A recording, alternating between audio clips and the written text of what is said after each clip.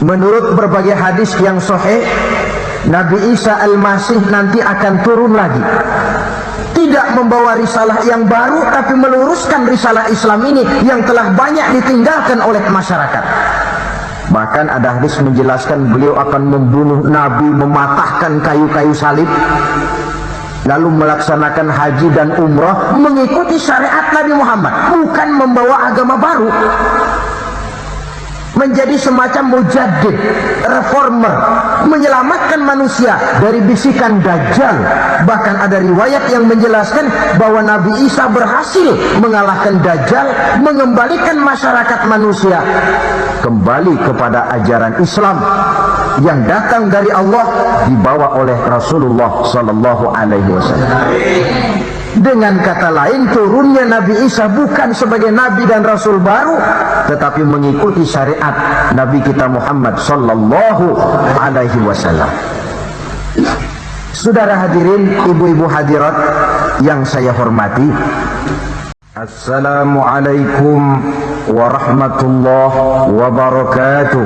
Waalaikumsalam warahmatullahi wabarakatuh.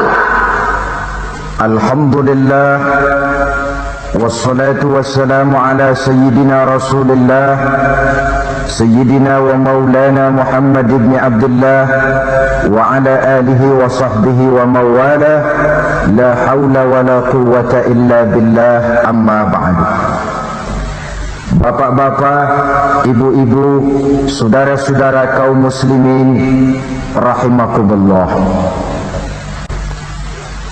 Kapan kiamat itu akan datang? Ini rahasia Allah. Jangankan kita yang orang awam, baginda Nabi sendiri tidak diberitahu oleh Allah kapan kiamat itu akan terjadi. Tetapi sungguh pun demikian, banyak hadis-hadis yang menjelaskan ciri atau tanda-tanda datangnya kiamat. Nah, kalau sudah bicara soal tanda kiamat itu ada dua.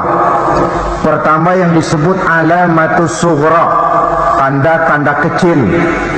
Ini waktunya masih ada tenggang. Ada yang dinamakan alamatul kubra, tanda-tanda besar, artinya kiamat sudah diambang pintu. Apa tanda-tanda kecil dari datangnya hari kiamat itu?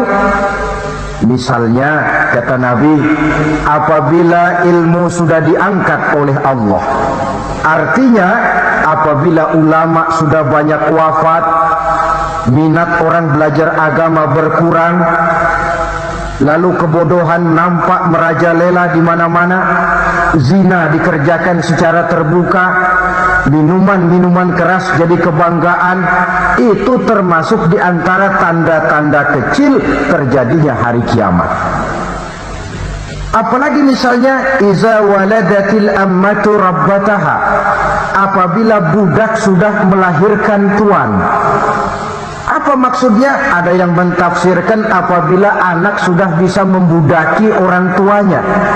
Orang tua yang melahirkan dia, yang membesarkan dia, demi setelah si anak besar jadi orang berpangkat, bertitel, berharta, berkedudukan, jadilah orang tua itu budaknya. Sehingga sering dibilang kalau orang tua kaya, anak jadi raja. Tapi kalau anak yang kaya, orang tua sering jadi budak. Apalagi munculnya fitnah yang bergelombang, timbul perang antara dua bangsa yang besar, waktu berjalan terasa sangat pendek sekali. Itu merupakan tanda di antara tanda-tanda kiamat.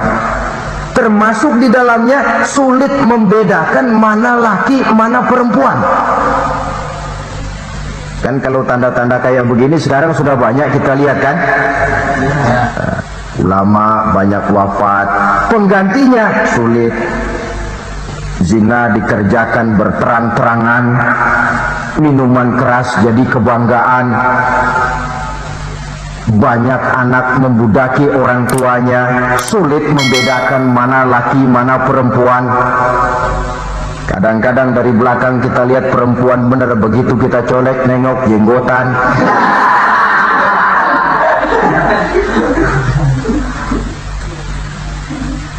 Ini termasuk tanda-tanda kecil.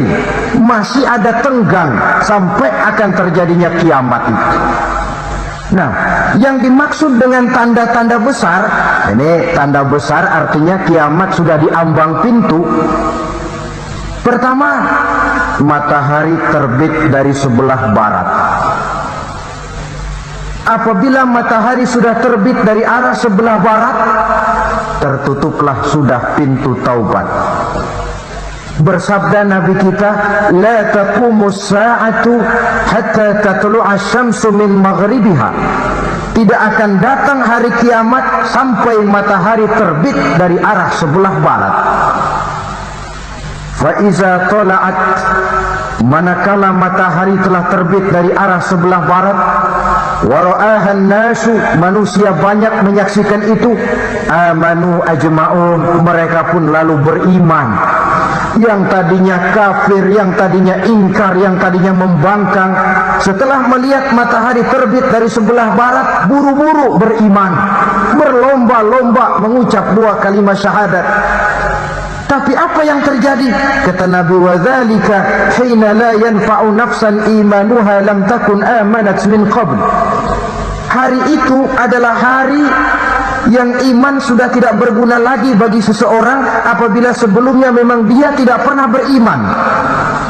Au kasabat fi imaniha khaira, atau beriman tetapi tidak pernah melakukan kebajikan di dalam keimanannya itu. Hari yang sudah kasib, hari yang sudah terlambat, beriman tidak akan ada gunanya lagi. Ini pelajaran buat kita. Sebelum sang surya terbit dari sebelah barat, sebelum nafas sampai di tenggorokan, artinya pintu taubat masih terbuka.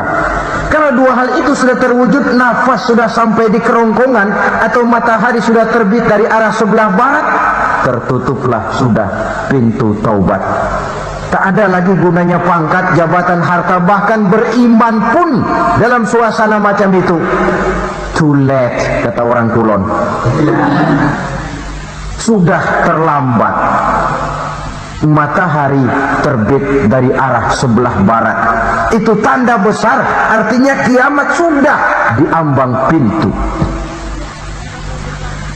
Lalu apalagi tanda besar? Munculnya Dajjal. Dajjal artinya pendusta-pendusta yang menyesatkan manusia.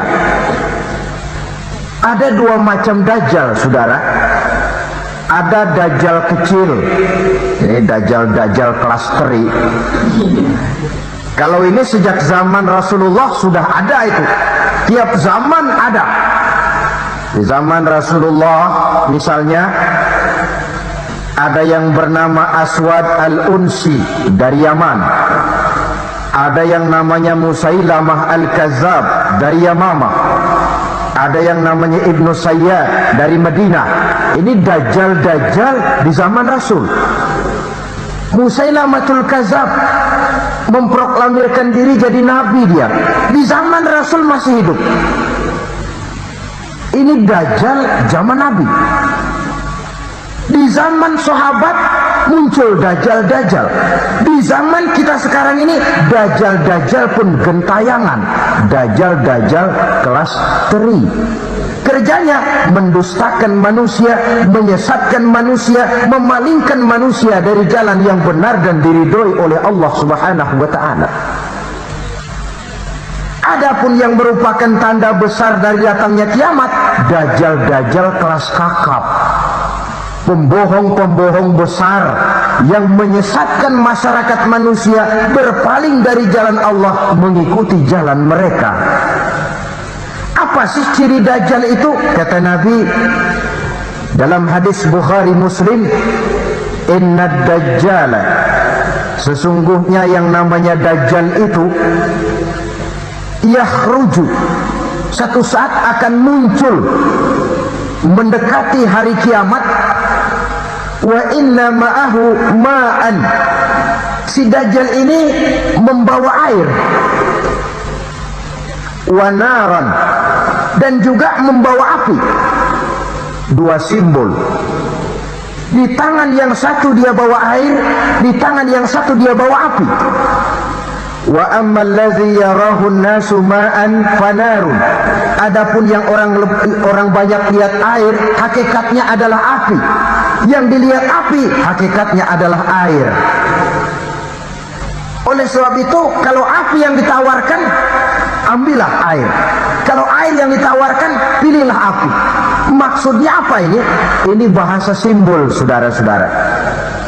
Dajjal bicaranya seolah-olah untuk kepentingan manusia, menawarkan surga. Surga yang dia tawarkan hakikatnya neraka. Hai manusia, kalau kau mau bahagia, jangan dekat-dekat dengan agama. Sholat itu tidak efektif dan efisien, tidak produktif dari segi ekonomi itu. Menghadiri majelis taklim cuma buang-buang waktu. Tahajud, tasbih, tahlil, baca Quran, apa itu? Pekerjaan mubazir saja.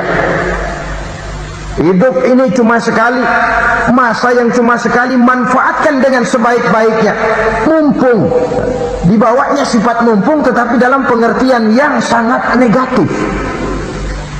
Bicaranya seolah-olah untuk kepentingan manusia, tetapi sebenarnya menjerumuskan manusia.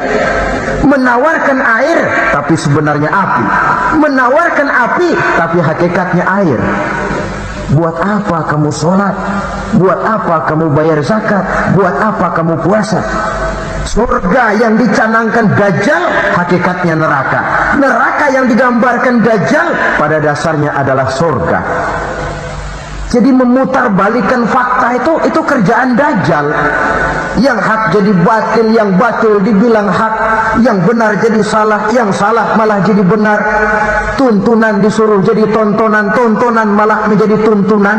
Itu pekerjaan Dajjal profesinya.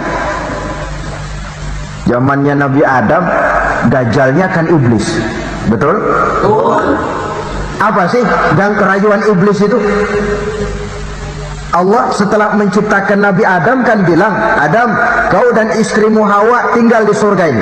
Seluruh fasilitas yang ada di surga persilahkan kau nikmati. Satu yang tidak boleh, jangan coba-coba dekati pohon khuldi. Dekat saja jangan, apalagi sampai memetiknya. Datang Dajjal yang namanya iblis ini. Adam, kamu tahu nggak kenapa tidak boleh makan buah khuldi? Ya nggak tahu, pokoknya saya dilarang. Bodoh kamu, Dam. Khuldun artinya kekal. Kalau kamu makan itu buah, kau akan kekal di surga buat selamanya. Allah tidak kepengen, maka dilarang kamu makan buah khuldi. Kalau kau ingin kekal di surga, Adam, makan saja. Saya bicara begini ini untuk kepentingan kamu, Adam. Ini kan ciri-ciri Dajjal. Bicaranya sih seolah-olah untuk kepentingan Nabi Adam, hakikat sebenarnya menjerumuskan Nabi Adam supaya ingkar dan melanggar larangan dari Allah Subhanahu wa ta'ala. Jadi setelah muncul Dajjal, timbul kekacauan-kekacauan di masyarakat. Banyak yang terpengaruh, terpedaya dan terpesona. Termasuk mereka yang memproklamirkan diri jadi nabi, mereka yang memproklamirkan diri jadi rasul di zaman sesudah Rasulullah wafat. Itu adalah Dajjal. Maka saya ingatkan, kalau di zaman kita sekarang ini ada orang ngaku jadi nabi, ada orang ngaku jadi rasul, biar bahasa Arabnya kental, Quran hafal, ribuan hadis hafal, biar pakai serban sampai menyengser ke tanah, bahasa Arabnya fasih, tapi dia mengaku jadi nabi, jadi rasul, kita umat Islam wajib tidak percaya. Wajib untuk tidak percaya. Itulah Dajjal zaman kita sekarang ini.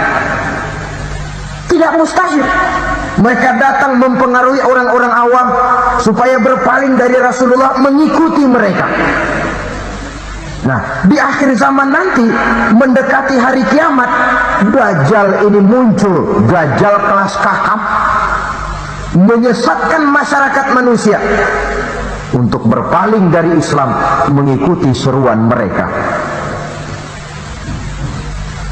Apalagi di antara datangnya kiamat itu, tanda yang besar itu, turunnya Nabiullah Isa Al-Masih, putra Maryam. Kemudian apalagi di antara tanda-tanda besar akan datangnya kiamat itu, keluarnya asap atau awan. Kata Nabi, inna min asrati sa'ah dukhanan yamla'u ma bainal masyriqi wal maghrib. Di antara tanda-tanda kiamat, munculnya awan atau asap yang memenuhi antara langit dan bumi. Ini pun diperkuat dalam surah Ad-Dukhan ayat 10. Fartaqib yawma ta'ti as-sama' bidukhanin mubin fayughshan nas hadza 'azabun alim. Bagi orang-orang yang beriman, mereka biasa-biasa saja. Tapi bagi orang kufur, datangnya asap dan awan ini merupakan azab yang kelewat pedih. Barangkali sedikit mendekati gambaran tentang azab yang pedih ini, saya ingatkan alam pikiran kita kepada peristiwa yang belum lama terjadi. Pernah dengar berita bocornya reaktor nuklir di Chernobyl, Uni Soviet? Pernah dengar? Bocornya reaktor nuklir di Chernobyl yang mengakibatkan ratusan bahkan sangat mungkin ribuan nyawa. Cuma satu reaktor. Bagaimana kalau seluruh cadangan nuklir yang dimiliki oleh para negara adikuasa ini diledakkan? Bahkan yang konon menurut catatan, cadangan nuklir yang dimiliki bersama oleh Amerika dan Rusia sekarang ini sudah sanggup memusnahkan 6 miliar manusia, 1,5 kali lebih banyak dari jumlah manusia yang nongkrong di permukaan bumi ini. Saudara-saudara hadirin yang saya hormati, lalu saat mendekati hari kiamat, apalagi tandanya? Setelah Nabi Isa wafat, pada saat turunnya yang kedua kali, lalu Allah meniupkan angin sejuk. Semua orang-orang beriman, orang-orang baik wafat, sehingga penghuni bumi ini cuma tinggal lagi terdiri dari orang-orang kafir. Tidak ada lagi di bumi ini yang bisa mengucapkan Allah. Hingga dalam hadis qudsi itu ada keterangan, innallaha azza wa jalla yaqulu li Israfil. Allah pernah pesan kepada malaikat Israfil. Kata Allah, Israfil, idza sami'ta qailan yaqul Allah Allah fa akhirin nafakh 40 sanatan ikraman liqailiha.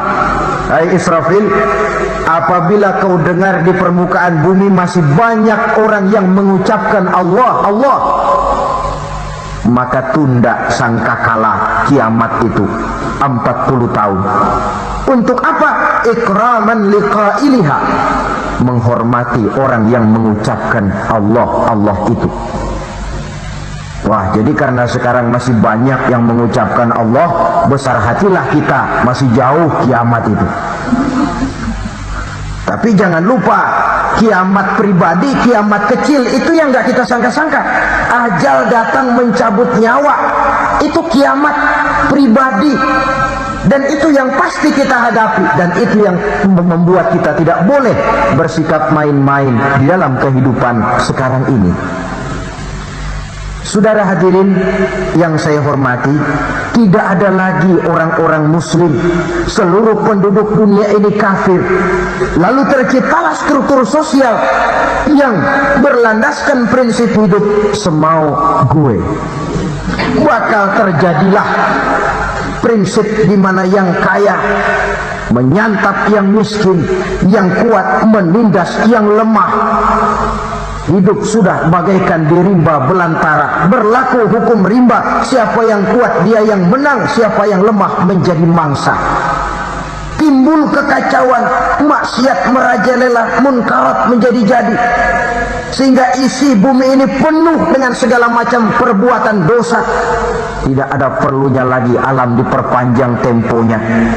datang saat yang sudah dijanjikan oleh Allah Azza wa Jalla, maka terjadilah yang disebut kiamat kubra, kiamat besar, kiamat hancur-hancuran. Bagaimana kejadian ini dimulai? Dalam surah Az-Zumar ayat 68, Allah Subhanahu wa taala berfirman, "Wa nufikha fis-suri fasa'iqa man fis samawati wa man fil ardi illa man syaa Allah." Maka manakala ditiuplah sangkakala, terkejutlah seluruh yang ada di langit dan seluruh yang ada di bumi. Bila saat kiamat datang, Allah perintah malaikat Israfil, tiup sangkakalamu. Ditiuplah sangkakala oleh malaikat Israfil. Yang akibat daripada tiupan itu, seluruh yang ada di langit, seluruh yang ada di permukaan bumi terkejut. Yang ada di langit siapa? Malaikat kan. Bayangin aja kalau malaikat kaget, apalagi kita. Terkejut seluruh makhluk yang ada di bumi, yang ada di langit mendengar suara sangkakala itu. Bunyinya tidak sanggup kita bayangkan dahsyatnya. Ledakan nuklir, ledakan neutron, belum apa-apa ketimbang bunyi sangkakala malaikat Israfil ini. Nah, lalu mendengar bunyi sangkakala ini, gemparlah makhluk, kacaulah alam. Bumi gempa, planet-planet bertabrakan, gunung meletus, air laut tumpah ke darat, angin topan bertiup, halilintar menyambar. Lalu semua yang bernama hidup mati total. Mati bareng tanpa persiapan. La haula wala quwata illa billah. Saya kadang-kadang dalam tafakur bermohon, ya Allah, mudah-mudahan saya nggak nemuin kiamat beneran. Ngeri, nggak bisa kita bayangkan macam apa suasana seperti itu. Allah saja banyak memberikan gambaran, misalnya Al-Qari'ah, wa mal qari'ah, wa ma adraka mal qari'ah. Kejadian yang menggemparkan. Tahukah kamu apa kejadian yang menggemparkan itu? Yauma yakunun nasu kal farasil mabsus wa takunul jibalu kal ihnil manfus. Pada saat itu manusia berterbangan bagai kupu-kupu, gunung berterbangan seperti kapas ditiup angin. Gunung saja macam kapas, konon lagi manusia. Kematian total, mulai semut sampai gajah mati, jin mati, iblis mati, malaikat mati. Malaikat saja mati. Saudara hadirin yang saya hormati, kematian total yang tanpa persiapan. Orang bilang, Pak, kalau mati bareng begitu yang repot malaikat maut dong ya, cabut sana, cabut sini. Itu kalau menurut logika kita, mestinya begitu menurut logika. Tapi logika juga yang bilang nggak perlu serepot itu. Sebab untuk mematikan listrik di wilayah DKI, di wilayah Jakarta, nggak perlu tiap rumah didatengin matiin, ya lama. Cukup dari kantor pusatnya saja PLN, tekan satu tombol, gelaplah seluruh Jakarta. Saudara hadirin yang saya hormati, kematian total. Lalu setelah kematian total, planet-planet juga mati, dalam arti tidak bergerak dan beredar. Angin mati, dalam arti tidak bertiup. Air mati, dalam arti tidak ada riak gelombang. Pokoknya semua mati. Kullu nafsin za'iqatul maut, semua yang bernafas mati. Dalam ayat lain, kullu man 'alaiha fan, semua yang ada di permukaan bumi fana. Yang kekal cuma Allah Subhanahu wa ta'ala. Yang paling belakang mati malaikat maut dan malaikat Israfil. tapi mati juga sesuai dengan janji Allah. Menurut hadis Bukhari Muslim dari Abi Hurairah, masa tenggang waktu antara kematian total pada tiupan sangkakala pertama dengan proses kebangkitan pada tiupan sangkakala kedua 40 lamanya. Tidak dijelaskan oleh Abi Hurairah 40 jam, apa 40 hari, apa 40 tahun. Hadis-hadis cuma menyebutkan 40 saja. Sunyi alam, yang tinggal cuma Allah saja lagi. Ketika itu Allah berseru-seru, katanya, limanil mulkul yauma, siapa para penguasa hari ini? Mana itu raja-raja dan penguasa yang dulu mengaku jadi Tuhan? Fir'aun, mana Fir'aun sekarang? Yang dulu jadi raja, merasa berhasil, sombong, lalu tidak mau turun-turun dari kekuasaannya, sampai kepada puncak kekurang ajarannya mengangkat diri jadi Tuhan. Mana itu Fir'aun? Namrus, mana sekarang Namrus? La ilaha illa ana, ternyata tidak ada Tuhan lain selain daripada aku, kata Allah. Proses kemudian, saudara-saudara, turunlah hujan dari langit. 40 lamanya hujan itu, tidak jelas juga 40 jam atau 40 hari. Setelah air turun membasahi, datanglah tiupan sangkakala yang kedua. Semua yang bernama mati bangkit dari kuburnya masing-masing. Ini yang disebut Yaumul Ba'thi, hari kebangkitan. Allahu Akbar. Pada saat kita bangkit dari kubur kita masing-masing, kumpul di padang mahsyar namanya. Bayangin aja, saya sendiri nggak sanggup bayangin. Manusia sejak zaman Adam sampai zaman kiamat kumpul bareng di tempat sama. Berapa banyaknya itu?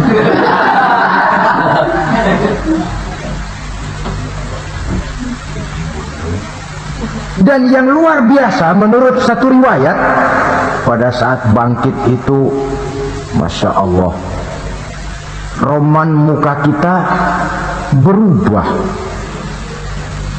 disesuaikan dengan amalan kita waktu di dunia ini. Barang siapa yang waktu di dunia amalannya itu amalan tikus, di akhirat nanti dia bangkit dari kubur, mukanya seperti muka tikus.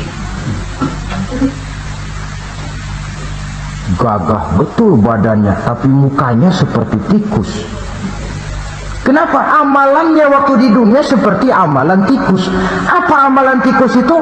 Suka ngegeragoti barang yang sudah disimpan rapi-rapi. Orang sudah simpan uang rapi-rapi, simpan perhiasan rapi-rapi, digeragoti oleh tikus. Maling-maling, pencoleng-pencoleng, koruptor-koruptor, itu nanti di akhirat nanti kita lihat mukanya seperti muka tikus. Oh, ini waktu di dunia suka nyolong, hanya seperti muka tikus. Barang siapa yang waktu di dunia ini amalannya itu amalan macan, dia akan bangkit nanti mukanya seperti muka macan. Apa amalan macan? Macan itu amalannya menang-menangan. Orang yang mau menang saja, nggak mau mengalah. Coba lihat di hutan, kenal hutan nggak? Di hutan, raja hutan di mana-mana pasti macan, betul kan? Betul. Padahal hutan belum pernah bikin pemilihan umum. Tapi macan tidak peduli ada pemilihan umum apa tidak, pokok saya raja. Sebab apa? Macan jadi raja itu bukan karena benar, tapi karena kuat jadi raja. Setelah dia jadi raja, rakyat hutan yang mesti dilindungi malah dimakan oleh raja macan. Kambing rakyat hutan dimakan oleh macan. Ayam rakyat hutan dimakan oleh macan. Itu nanti kita lihat di akhirat itu mukanya seperti muka macan, gagah betul. Lalu barang siapa yang di dunia ini amalannya itu seperti amalan anjing, nanti dia punya muka seperti muka anjing. Apa amalan anjing? Pertama, anjing itu kalau disuruh jaga rumah, dia tidak bisa membedakan mana maling, mana tamu. Biar yang datang maling, kalau bawa tulang, anjing kalem. Yang kedua, anjing itu akan setia kepada siapa saja yang memberinya roti. Siapa yang memberinya roti, itulah majikannya. Apa kata majikannya, pasti dia laksanakan. Soal benar atau salah, dia tidak peduli. Setelah anjing dapat roti, dia tidak punya pilihan lain kecuali bilang, abdi mah kumaha juragan wae ayeuna mah.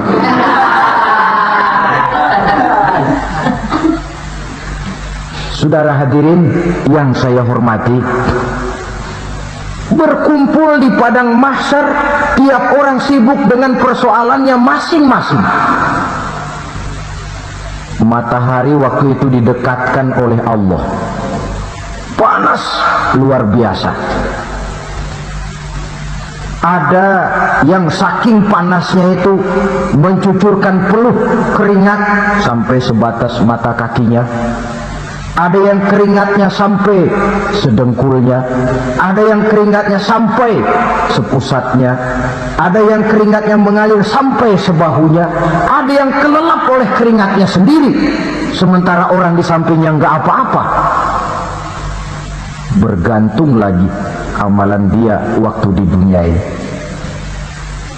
Saudara-saudara, sebagian orang dalam kepanikan padang mahsyar berombong-rombong datang mereka menghadap Nabi Adam. Ya Adam, anta abal bashar. Hai Adam, Tuhan adalah bapak moyang manusia. Kami sebentar lagi akan disidang, dimintakan pertanggungan jawab. Tolonglah kami, hai Adam. Kata Nabi Adam, jangankan nolongin sampean, saya sendiri tanggung jawab di hadapan Allah. Ketika dulu tidak boleh makan khuldi, saya serobot. Sudahlah, urus diri masing-masing saja, nafsi-nafsi. Begitu kata Nabi Nuh, begitu kata Nabi Ibrahim. Tiap orang bertanggung jawab sendiri-sendiri. Ketika itulah saudara-saudara, nikmatnya menjadi umat Nabi besar Muhammad sallallahu alaihi wasallam. Sebab apa? Walaupun menurut abjad kita ini umat paling belakang, kan paling belakang kita ini toh, karena Nabi Muhammad adalah Nabi akhir, tapi akan dihisab lebih dulu, lewat di atas sirat lebih dulu, masuk surga lebih dahulu ketimbang umat-umat belakangan. Ketika Rasul mendekati ajal, beliau tanyakan itu kepada malaikat Jibril. Malaikat Jibril berkata, Muhammad jangan khawatir, Allah sudah berjanji, inni haramtul jannata ala sairil anbiya hatta tadkhulaha anta wa haramtuha ala sairil umami hatta tadkhulaha ummatuka. Surga aku haramkan buat seluruh nabi kecuali kalau engkau Muhammad sudah masuk ke dalamnya, dan surga aku haramkan buat seluruh umat kecuali kalau umatmu Muhammad sudah masuk ke dalamnya. Logikanya, walaupun menurut abjad kita umat paling belakang, bakal dihisab paling dulu, lewat di atas sirat paling dulu, masuk surga paling dulu, kalau mampir ke neraka juga paling. Ya resiko. Jangan mau enaknya aja paling dulu. Saudara hadirin yang saya hormati, setelah masa kebangkitan itu jangan dikira begitu bangkit langsung diperiksa, masih menunggu menanti ribuan tahun perhitungan padang mahsyar untuk sampai kepada proses yang disebut yaumul hisab, hari perhitungan. Seorang demi seorang bakal dipanggil. Bayangkan saja, yang kita se-RT saja di absen, kadang-kadang perlu waktu lama. Ini manusia sejak zaman Nabi Adam sampai datang hari kiamat, satu demi satu disidang di hadapan Qadhi Rabbul Jalil. Status sosial copot sudah waktu itu. Yang pernah jadi hartawan di situ tidak lagi kelihatan kehartawanannya. Yang pernah jadi jenderal tidak lagi dipanggil jenderalnya. Yang ustadz tidak lagi dipanggil al-mukarramnya. Seluruh status sosial selesai. Dipanggillah kita seorang demi seorang menghadap Qadhi Rabbul Jalil. Bagaimana proses penghisaban itu? Pertama, proses tanya jawab. Di antaranya ada hadis menyatakan lan tazula qadama 'abdin yaumal qiyamah hatta yus'ala an arba'i khisal. Besok di hari kiamat tidak akan bergeser telapak kaki seorang hamba sampai dia ditanya lebih dulu tentang 4 persoalan. Tentang ilmunya. Kemana ilmu itu diamalkan? Tentang umurnya. Di mana umur itu dihabiskan? Tentang masa mudanya, kemana masa muda itu dipakai? Tentang hartanya, dari mana harta itu didapat dan kemana harta itu dibelanjakan. Ini termasuk proses tanya jawab. Jadi kalau istilah pengadilan dunia, nama Fulan bin Fulan. Kamu waktu di dunia diberikan umur panjang untuk apa? Pernah mengalami masa muda, kemana kau habiskan masa remajamu? Kau diamanahkan ilmu, dengan apa ilmumu kau amalkan? Kau diberikan harta, dari mana harta kau dapat, kemana kau belanjakan? Tak seorang pun yang bisa mungkir. Sebab apa? Dikala itu yang menjadi saksi bukan orang. Yang menjadi saksi adalah seluruh anggota badan kita. Tangan bicara, kaki jadi saksi terhadap seluruh amalan yang pernah kita kerjakan pada saat kehidupan di alam dunia ini. Selesai proses tanya jawab, lalu diperlihatkan buku catatan kita waktu hidup di dunia ini. Jangan lupa Allah itu menyiapkan 2 superkomputer kepada kita. Sebelah ditempelin sebelah kanan, yang sebelah tempelin di sebelah kiri. Komputer itu namanya Raqib dan Atid. 2 malaikat yang apabila baik kita lakukan, refleks saja akan menulis kebajikan kita. Jahat kita kerjakan akan tertulis. Catatan itu nanti diperlihatkan kepada kita. Waduh, alangkah malunya pada saat diperlihatkan catatan kita, buku rapot kita merah melulu. Barangkali diperiksa sambil diomelin, brengsek lo. Buku merah melulu begini, bagaimana waktu hidup di dunia? Tidak cukup diperlihatkan buku catatan kehidupan, rekaman kehidupan. Rekaman kehidupan kita secara utuh sejak terlahir sampai ajal datang merenggut nyawa. Barangkali mirip dengan video sekarang ini, di mana terekam dengan baik seluruh kegiatan kita sejak yang sekecil-kecilnya sampai kepada yang sebesar-besarnya. Untuk kemudian kita pun menerima balasan. In khairan fa khairun wa in syarran fa syarrun. Kalau baik ya baik balasannya, kalau jahat ya jahat juga balasannya. Catatan-catatan kita diberikan. Kalau banyak kebajikannya diberikan di tangan kanan dengan cara yang halus. Kalau banyak kejahatannya diberikan dari sebelah kiri atau dilempar dari belakang. Itulah sebabnya sejak di dunia ini kita sudah mohon kepada Allah. Ketika berwudu membasuh tangan kanan, apa kita bilang? Allahumma a'tini kitabi biyamini wa hasibni hisaban yasira. Ya Allah, berikan saya kitab di tangan kanan, dan kalau saya memang perlu dihisab, hisablah saya yang seringan-ringannya. Tangan kiri berlindung kita kepada Allah. Jangan sampai diberikan kitab di tangan kiri atau dari arah sebelah belakang. Wa a'udzubika an tu'tiya kitabi bishimali aw min wara'i zuhri, dari arah sebelah belakang. Na'udzubillah min dzalik. Setelah selesai lewat proses penghisaban, lewat mizan, timbangan, maka yang sudah selesai dihisab itu bergeraklah menuju sirat, jembatan yang terbentang menuju surga melalui neraka. Saudara-saudara, panjangnya perjalanan sirat itu memakan waktu ratusan tahun. Tetapi orang yang lewat di atas sirat pun macam-macam, bergantung amalannya ketika di dunia ini. Ada yang lewat di atas sirat itu kalbarkil khatib, seperti kilat yang menyambar, sudah sampai dia di surga. Cepat bukan main. Ada yang lewat di atas sirat itu seperti orang lari-lari. Ada yang lewat di atas sirat itu seperti orang jalan biasa. Ada yang sambil merangkak, ada yang sambil ngesor, ada yang sambil gelayutan.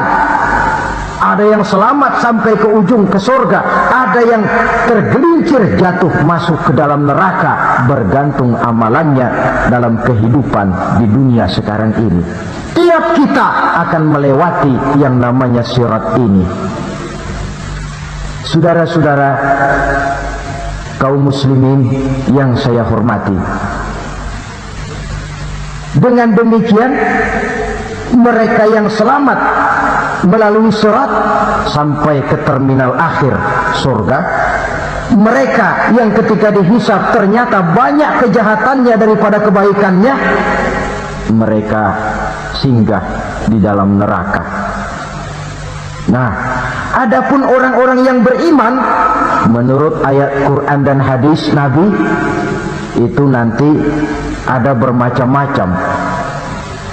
Ada orang beriman itu yang dimasukkan surga. Ada orang beriman itu yang dimasukkan ke dalam surga. Ada orang beriman itu yang disebut penduduk surga. Kenapa lain-lain, Pak? Karena waktu di dunia amalannya juga lain-lain. Ada orang beriman yang masuk surga. Ini paling murah tiketnya. Mau masuk surga? Kata Nabi begini, ma min abdin qala la ilaha illallah thumma mata ala dhalik illa dakhala al-jannah. Kalau seorang hamba sudah mengucap dua kalimat syahadat, dia yakin dengan kebenaran kalimat itu sampai matinya, orang itu akan masuk surga. Abi Dzar yang waktu itu diajak bicara heran, ya Rasul kok gampang betul? Iya. Walaupun orang itu mencuri, iya. Walaupun orang itu berzina, iya. Biar dia mencuri, biar dia berzina, kalau dia sudah mengucap dua kalimat syahadat, dia yakin dengan kebenaran kalimat itu sampai matinya, itu orang akan masuk surga. Jadi masuk surga cukup dua kalimat syahadat, yakin sampai mati, masuk surga. Itu perkara masuk. Tapi kalau pertanyaannya diterusin, masuknya kapan, Pak? Nah, ini lain lagi urusannya. Sebab ada yang masuknya itu langsung, ada yang mampir dulu. Di sana tempat cuma dua, kalau tidak surga, neraka. Mau ke surga tapi mampir dulu, yang mampirnya jelas di neraka. Kenapa? Dalam hadis qudsi ada riwayat, nanti itu di akhirat, setelah Allah selesai mengatur penduduk surga masuk surga, yang neraka masuk neraka, Allah berkata kepada malaikat Malik, malaikat Malik, labaik ya Allah. Itu bajingan-bajingan tengik, manusia-manusia durjana yang waktu di dunia tidak mau sujud, jauh dari ulama, gemar melakukan yang munkarat dan maksiat, hidup di tengah masyarakat selalu jadi bibit keonaran, kufur, sudah masuk neraka semua. Sudah ya Allah. Nah, kalau sudah, coba sekarang kamu masuk, Malik. Saya, iya, masuk neraka. Mau apa ya Allah? Kata Allah, akhriju minan nar man kana fi qalbihi misqala habatin min khardalin min iman. Kau masuk neraka, cari di dalam neraka orang-orang yang ada imannya walaupun kecil sebesar biji zarah, angkat mereka keluar. Masuk malaikat Malik ke neraka, cari orang yang ada imannya, korek-korek. Ya repot, udah pada gosong. Yang ada imannya diangkat ke atas, yang ada imannya diangkat ke atas, lalu dimandikan di Nahrul Hayat, namanya sungai kehidupan di akhirat nanti. Cakep lagi rupanya, bersih lagi wajahnya, apel di hadapan Allah. Kata Allah, bagaimana mas? Kapok nggak sampean? Kapok ya Allah. Nah, kalau kapok, idhab fadkhulil jannah, pergi masuk surga sana. Berangkat mereka ke surga, ketemu sama teman-temannya yang udah sampai lebih dulu, yang nggak pakai mampir lagi. Terjadi dialog, kata teman-temannya yang udah pada nyampe duluan, mas, iya, emang baru sampai? Oh, saya baru sampai. Memang mampir di mana dulu mas? Kita sudah lama sampai di surga. Saudara buka surah Al-Muddatsir ayat 34-35. Ma salakakum fis saqar? Kenapa kamu mampir di neraka Saqar? Qalu lam nakum minal musallin. Mereka menjawab, kami mampir di neraka Saqar mas, gara-gara dulunya kami waktu di dunia tidak pernah sholat. Tidak pernah sholat? Tidak pernah. Karena rumahnya dekat masjid, cuma dekat doang mas. Sholat mah enggak saya. Enggak pernah ngasih makan fakir miskin, enggak pernah hadir di majelis taklim, pendeknya enggak pernah melakukan kebajikan, maka saya pun mampir di neraka Saqar. Untung betul saya punya iman mas, sedikit. Waktu hidup di dunia dulu saya pernah mengucap 2 kalimat syahadat, sekali-kalinya waktu mau kawin. Masya Allah. Untung saja kawin, kalau nggak kawin polos.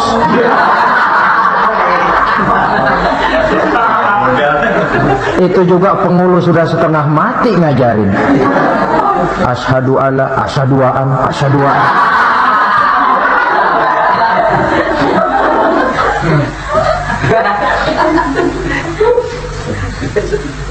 Ini namanya masuk surga, ada mampir dulu. Ada pula orang mukmin itu yang dimasukkan surga. Namanya dimasukkan kan terima beres. Saya masuk ke rumah, jalan sendiri, cari tempat sendiri. Saya dimasukkan ke dalam rumah, terima beres, pokok ada di dalam, itu dimasukkan namanya. Nggak pakai mampir. Tapi tentu tiketnya lebih mahal ketimbang yang pertama tadi. Apa kata Allah? Innal ladzina amanu wa amilus shalihat la ukaffiranna anhum sayyi'atihim wa la udkhilannahum jannah. Sesungguhnya orang-orang yang beriman kemudian beramal soleh, kami hapuskan segala dosa dan kesalahannya, kami masukkan mereka ke dalam surga. Lihat ayatnya, Allah yang memasukkan, kita yang dimasukkan.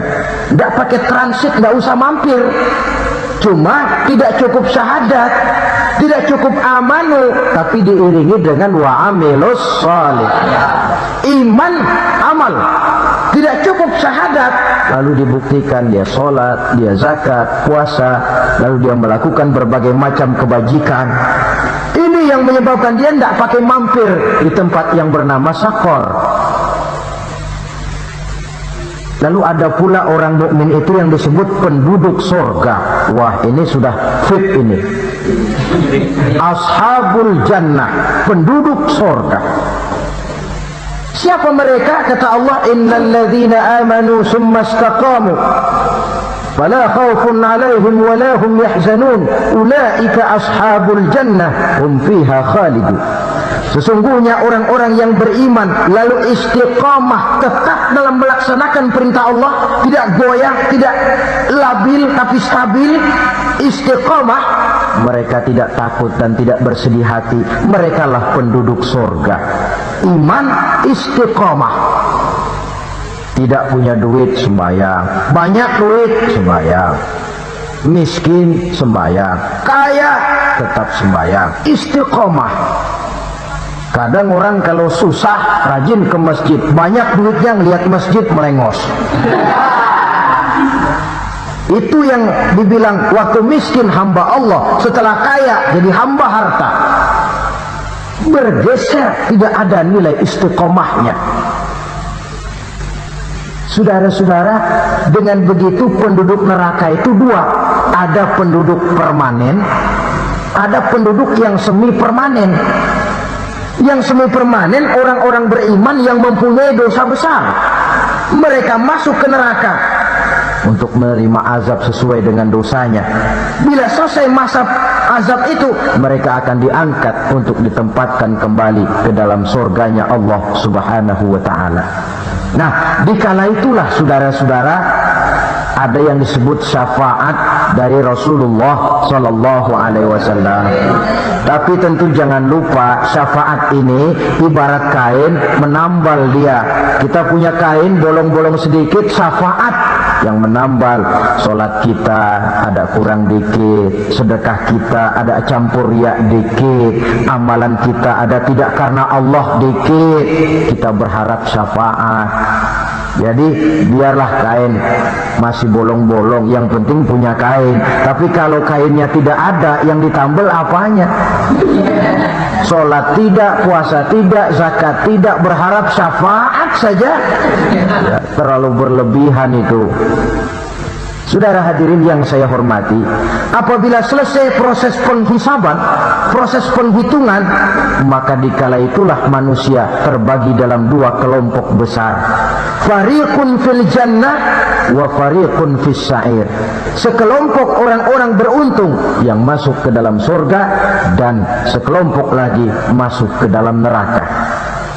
Akan memakan waktu untuk menceritakan sifat surga dan neraka, tapi insya Allah pada kesempatan pertemuan lain saya sampaikan.